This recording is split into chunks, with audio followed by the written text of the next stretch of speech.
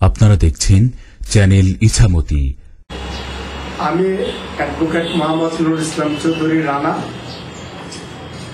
বাংলাদেশ আওয়ামী লীগের সহযোগী সংগঠন জননেত্রী সৈনিক লীগ কেন্দ্রীয় কমিটির সভাপতি এবং বাংলাদেশ আওয়ামী লীগ কেন্দ্রীয় উপকমিটির সদস্য, বাংলাদেশ আওয়ামী লীগ কেন্দ্রীয় উপকমিটির সাবেক সহ সম্পাদক এবং একটা বেসরকারি সংস্থা কেন্দ্রীয় উন্নয়ন পরিষদ কেন্দ্রীয় কমিটির চেয়ারম্যান। আমি বিগত দিন হালুয়াঘাট ধোয়ার আসন থেকে দুইবার এমপি নির্বাচনে করার জন্য নির্বাচনে প্রতিদ্বন্দ্বিতা করেছিলাম। নির্বাচনে প্রতিদ্বন্দ্বিতা ঠিক নয়, কথাটা হলো এরকম যে আমি এই নির্বাচন করার জন্য মাঠ পর্যায়ে জোরালো প্রোগ্রাম করেছি। আমি বিভিন্ন জায়গায় সভা সমাবেশ, আমি নমিনেশন পাওয়ার লক্ষ্যে কাজ করেছি। আমার মাননীয় প্রধানমন্ত্রীর নির্দেশ ছিল বিভিন্ন তথ্য উপাত্তের ভিত্তিতে নমিনেশন দিবেন এবং যদি বিভিন্ন তথ্য উপাত্তের ভিত্তিতে নমিনেশন দেয় তাহলে আমি আশাবাদী ছিলাম আমি নমিনেশন পাবো, নৌকা প্রতীক পাবো। বাংলাদেশ আওয়ামী লীগের নৌকা প্রতীকটা হালুয়াঘাট ধোয়ার আসন থেকে আমি পাবো এবং সেই আশা, সে ভরসা নিয়ে মাঠে কাজ করেছি। ময়মনসিংহ জেলা আওয়ামী লীগের সাথে বৈঠক করেছি, কেন্দ্রীয় আওয়ামী লীগের সাথে বৈঠক করেছি। আমার মাননীয় শ্রদ্ধেয় নেত্রী, দেশরত্ন, ডিজিটাল বাংলাদেশের রূপকার জননেত্রী শেখ হাসিনা, বঙ্গকন্যা, ওনার আস্থাভাজন, আমি বিশ্বস্ত আস্থাভাজন ওনার। আমি জননেত্রী সৈনিক লীগ কেন্দ্রীয় কমিটির সেন্ট্রাল কমিটির প্রেসিডেন্ট হিসাবে ওনার সাথে সাক্ষাৎ করেছি, কথা বলেছি এবং উনি আশ্বস্ত করেছিলেন তোমার যদি সমস্ত রিপোর্ট ভালো থাকে তুমি নমিনেশন পাইবে। তো আমি সেই লক্ষ্যে আশাবাদী ছিলাম এবং সমস্ত রিপোর্ট আমার পক্ষে ছিল। পক্ষে থাকার পরেও একটা বিশেষ কারণে আমাকে এমপি নির্বাচনের নমিনেশন ছাড় দিতে হয়েছে। এমপি নমিনেশন ছাড় দিতে হয়েছে আমাকে।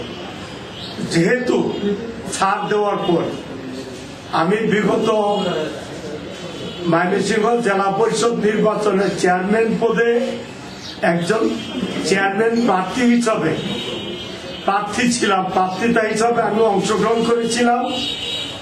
তো নির্বাচনের ঠিক 8 দিন আগে আমি রোড অ্যাক্সিডেন্টে মারাত্মকভাবে আক্রান্ত হই। আমার হাত এবং পা দুটোই ভেঙে যায়।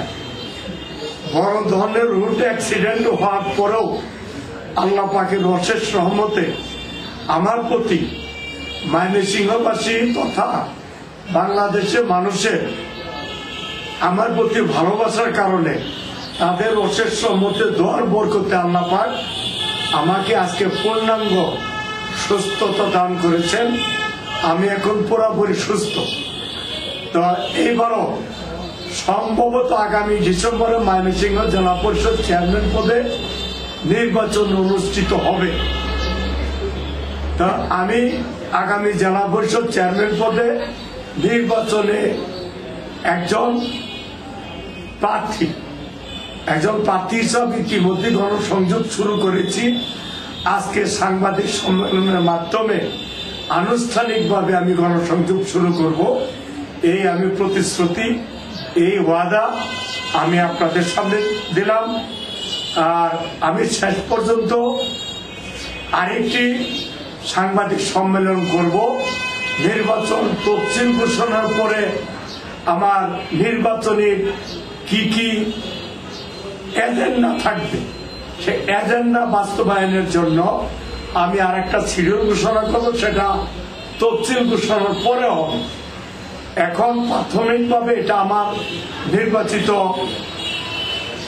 এলাকা হিসাবে আমি আমার এলাকা হিসাবে আমার এই উপজেলা থেকে আমি এমপি নির্বাচনে বারবার প্রতিদ্বন্দ্বিতা অংশগ্রহণ করার পরেও নমিনেশন না পাওয়ার পর এখন আমি জেলা পরিষদ নির্বাচনে অংশগ্রহণ করতে যাচ্ছি। আজকে সেই লক্ষ্যে আপনাদেরকে ডাকছি, আপনাদের সাথে একটু মত বিনিময় করার জন্য। আমি জেলা পরিষদ চেয়ারম্যান পদে আমি নির্বাচনে আমি মনে করি যে আমি একজন যোগ্য প্রার্থী। তো আমি যারা ময়মনসিংহ জেলায় 13টা উপজেলা, 1টি থানা, পাগলা থানা, মোট 14টা নির্বাচনী এলাকা নিয়ে এই বাংলাদেশের মধ্যে সবচেয়ে সর্ববৃহৎ জেলা ময়মনসিংহ। সেই সর্ববৃহৎ জেলার আমি একজন চেয়ারম্যান প্রার্থী হিসাবে আপনাদেরকে সাথে আজকে মত বিনিময় করতেছি। তো আপনাদের আমি যে কোনো এতে হোক সার্বিক সহযোগিতা কামনা করি। আমি একজন বাংলাদেশ আওয়ামী লীগের কর্মী এবং আমি আজকের থেকে আওয়ামী লীগ করি না, আমি নব্য আওয়ামী লীগের না, আমি ছাত্রলীগ থেকে আমার রাজনীতি শুরু। ছাত্রলীগ করেছি, মাঝখানে ব্যবসায়িক কারণে কিছুদিন অফ ছিল।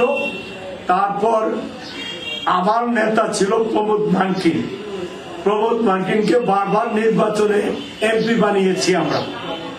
উনি একজন সৎ যোগ্য ভালো লোক ছিল, বিধায় ওনার সাথে আমরা কাজ করেছি এবং দুবার উনি মন্ত্রী হয়েছিলেন, ওনার সাথে ছিলাম। এবং আজকে উনি বেঁচে থাকলে আমাকে সার্বিক সহযোগিতা করতেন, এটা আমার আশা ছিল। তো উনি নাই, ওনার স্বর্গীয় আত্মা স্বর্গবাসী হোক, আমি ওনার আত্মার মাগফিরাত কামনা করি। তো আগামীতে আমি আরেকটা প্রোগ্রাম করব আপনাদেরকে নিয়ে নির্বাচনের তফসিল ঘোষণার পর। আর বিশেষ করে আপনাদের প্রতি সবিনয় অনুরোধ থাকবে, আমি 21শে আগস্ট গ্রেনেড হামলায় আহত 2004 সালে 21শে আগস্ট তারিখ জিয়ার নেতৃত্বে যে গ্রেনেড হামলা হয়েছিল, আমি সেই গ্রেনেড হামলায় আহত। সেই মিটিং আমি উপস্থিত ছিলাম এবং সক্রিয়ভাবে মিটিং এর লোকজন নিয়ে অংশগ্রহণ করেছিলাম। 2013 সালে হেফাজতের আন্দোলন মোকাবেলা করেছি আমি ঢাকার রাজপথে। জননেত্রী সৈনিক লীগের হাজার হাজার নেতা কর্মী নিয়ে সেখানে আমি মোকাবেলা করেছি। তো আমি সেখানে আওয়ামী লীগের সার্বিক সহযোগিতা পেয়েছি। জননেত্রী সৈনিক লীগ আওয়ামী লীগের প্রেসিডিয়াম মেম্বার ছিল সাবেক মরহুম সাবেক স্বরাষ্ট্রমন্ত্রী নাসিম ভাই, ওনার হাতে গড়া জননেত্রী সৈনিক লীগ। সেই নাসিম ভাই স্মৃতি ধরে রেখেছি এবং এটা পূর্ণাঙ্গ স্বীকৃতি। আমার নেত্রী আশ্বস্ত করেছেন 12 বছর হয়ে গেলে জননেত্রী সৈনিক লীগের পূর্ণাঙ্গ স্বীকৃতি আমরা পাবো ইনশাআল্লাহ। আর আগামীতে যারা মেম্বার, চেয়ারম্যান, মাননীয় উপজেলার চেয়ারম্যান, ভাইস চেয়ারম্যান, পৌরসভার মেয়র, কমিশনার যারা ভোট দিবেন, আমি আশা করি যে আমি একজন সৎ, যোগ্য এবং দক্ষ পরিশ্রমী কর্মী হিসাবে এবং আওয়ামী লীগের একজন বলিষ্ঠ রাজপথে লড়াকু ত্যাগী নেতা হিসাবে আমি তাদের কাছে আশাবাদ রাখছি এটাই যে ওনাদের কাছে আমি সার্বিক সহযোগিতা চাই এবং ওনারা আমাকে সার্বিক সহযোগিতা করবেন, এই আশাবাদ আমার আছে, এই বিশ্বাস আমার তাদের প্রতি আমার আছে। সবার আগে সর্বশেষ সংবাদ পেতে আমাদের চ্যানেলটি সাবস্ক্রাইব করে বেল আইকনে ক্লিক করে রাখুন। ধন্যবাদ।